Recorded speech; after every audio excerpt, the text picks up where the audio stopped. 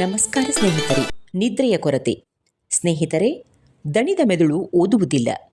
ರಾತ್ರಿ ತಡವಾಗಿ ಮಲಗುವುದು, ಬೆಳಿಗ್ಗೆ ಬೇಗ ಎದ್ದು ಪುನಃ ಶಾಲೆ, ಟ್ಯೂಷನ್, ಹೋಮ್ವರ್ಕ್ ಇಂತಹ ದಿನಚರಿಗಳಲ್ಲಿ ಮೆದುಳು ಸಹಕರಿಸುವುದಿಲ್ಲ. ಸರಿಯಾದ ನಿದ್ರೆ ಇಲ್ಲದಿದ್ದರೆ ಮಗುವಿನ ಮೆದುಳು ಮತ್ತು ದೇಹ ಎರಡರ ಮೇಲೂ ಗಂಭೀರ ಪರಿಣಾಮಗಳು ಬೀರುತ್ತವೆ. ಇದು ಓದಿನ ಮೇಲೂ ಗಂಭೀರ ಪರಿಣಾಮ ಬೀರುತ್ತದೆ. ಆ ಅಂಶಗಳು ಇಲ್ಲಿವೆ. ಪರಿಣಾಮ 1. ಏಕಾಗ್ರತೆಯ ಕೊರತೆ, ಲ್ಯಾಕ್ ಆಫ್ ಕಾನ್ಸಂಟ್ರೇಷನ್. ನಿದ್ರೆ ಸರಿಯಾಗಿ ಆಗದಿದ್ದರೆ ಮಗುವಿಗೆ ಗಮನ ಹರಿಸಲು ಕಷ್ಟವಾಗುತ್ತದೆ. ತರಗತಿಯಲ್ಲಿ ಶಿಕ್ಷಕರು ಹೇಳಿಕೊಡುವುದನ್ನು ಗಮನವಿಟ್ಟು ಕೇಳಲು ಸಾಧ್ಯವಾಗದೆ ಮಗು ಬೇಗ ಸುಸ್ತಾಗುತ್ತದೆ ಮತ್ತು ಕನಸು ಕಾಣಲು ಶುರು ಮಾಡುತ್ತದೆ. ಪರಿಣಾಮ 2. ನೆನಪಿನ ಶಕ್ತಿ ಕುಂಠಿತ, ಮೆಮರಿ ಇಶ್ಯೂ. ನಾವು ಕಲಿತ ವಿಷಯಗಳನ್ನು ಮೆದುಳು ಗಾಢ ನಿದ್ರೆಯಲ್ಲಿದ್ದಾಗ ದಾಖಲಿಸಿಕೊಳ್ಳುತ್ತದೆ ಮತ್ತು ನೆನಪಿನಲ್ಲಿಟ್ಟುಕೊಳ್ಳುತ್ತದೆ.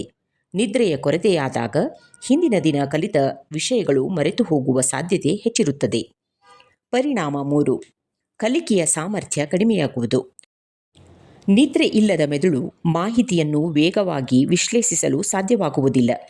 ಗಣಿತದ ಸಮಸ್ಯೆಗಳನ್ನು ಬಿಡಿಸುವುದು, ಹೊಸ ಸಮಸ್ಯೆಗಳನ್ನು ಬಿಡಿಸುವುದು ಅಥವಾ ಹೊಸ ವಿಷಯಗಳನ್ನು ಅರ್ಥ ಮಾಡಿಕೊಳ್ಳಲು ಮಗು ಹೆಚ್ಚು ಸಮಯ ತೆಗೆದುಕೊಳ್ಳುತ್ತದೆ. ಪರಿಣಾಮ 4. ಕಿರಿಕಿರಿ ಮತ್ತು ಒತ್ತಡ. ನಿದ್ರೆ ಕಡಿಮೆಯಾದಾಗ ಮಕ್ಕಳಲ್ಲಿ ಕೋಪ, ಕಿರಿಕಿರಿ ಮತ್ತು ಬೇಸರ ಹೆಚ್ಚಾಗುತ್ತದೆ. ಈ ಮಾನಸಿಕ ಸ್ಥಿತಿಯಲ್ಲಿ ಅವರಿಗೆ ಓದಿನ ಮೇಲೆ ಆಸಕ್ತಿ ಕಡಿಮೆಯಾಗುತ್ತದೆ.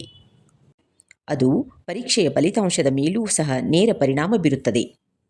ಪರಿಣಾಮ 5. ಪಾಠ ಅರ್ಥವಾಗದೇ ಇರುವುದು. ಒಂದು ಪಾಠ ಅರ್ಥವಾಗದೇ ಹೋದರೆ ಮಗು ಮುಂದಿನ ಪಾಠಕ್ಕೂ ಭಯಪಡುವನು. ನನಗೆ ಆಗಲ್ಲ, ನನಗೆ ಅರ್ಥವಾಗಲ್ಲ ಎನ್ನುವ ಭಾವನೆ ಅಲ್ಲಿಂದ ಶುರು ಆಗುತ್ತದೆ.